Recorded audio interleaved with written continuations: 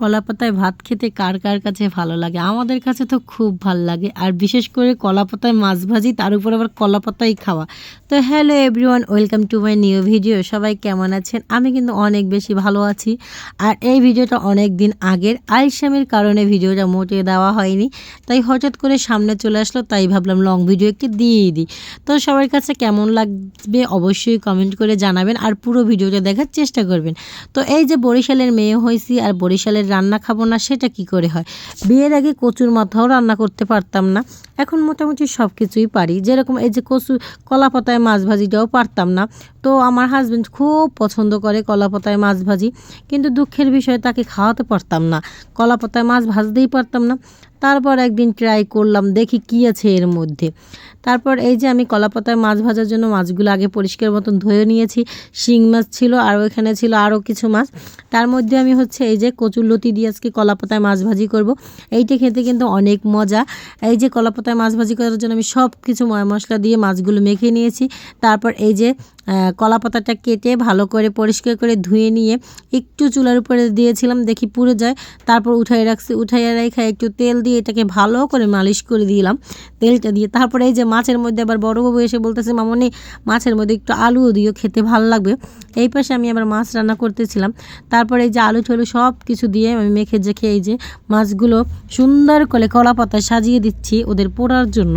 আর এই কলা পাতার এই যে কলা পাতাটা যে পোড়ে না, ভাই রে ভাই, খেতে যে কি মজা লাগে বিশ্বাস করেন, যারা না খাইছেন একবার খেয়ে দেখেন, অসম্ভব মজা। আমার বাবার বাড়ির মানুষ এইগুলো খায় নাই কোনো সময়, আমার মা দিদি ওনারা কেউ এগুলো খায় নাই, কিন্তু আমি বাড়িতে গিয়ে প্রায় ওনাদের এইটা করে দিই, আর ওনারা খেয়ে অনেক মজা পায়। আর এই যে দেখেন আমি কিন্তু কলাপাতায় মাছ ভাজাটা করে নিয়েছি, আপনাদের দাদাও খেয়েছে খুব মজা করে। তারপরে একটু একটু পোড়া পোড়া লেগেছিলো, ওইটা উঠিয়ে আমি আবার কলাপাতার ওই যে পোড়া পোড়াগুলো একটু মেখে মেখে খেয়ে নিচ্ছিলাম অল্প একটু ভাতের সাথে। তারপর বাবু বলতেছে, মামনি আমি একটু এরকম কলাপাতায় করে খাবো, আমাকে একটু কলাপাতায় দাও। তারপর ওরে আবার এই যে কলাপাতায় সুন্দর করে সাজিয়ে ডেকোরেশন করে দিলাম।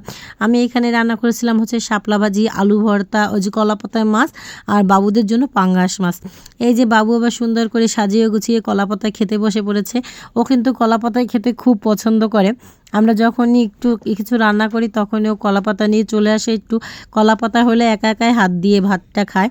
আর ও খেতে ছিল আর বলতেছিল, মামনি অনেক মজা হয়েছে, বিশ্বাস করো মামনি। আর বলতেছিল গাইজদের যে গাইজ আপনারাও খাবেন, এরকম রান্না করে অনেক মজা হয়েছে কিন্তু।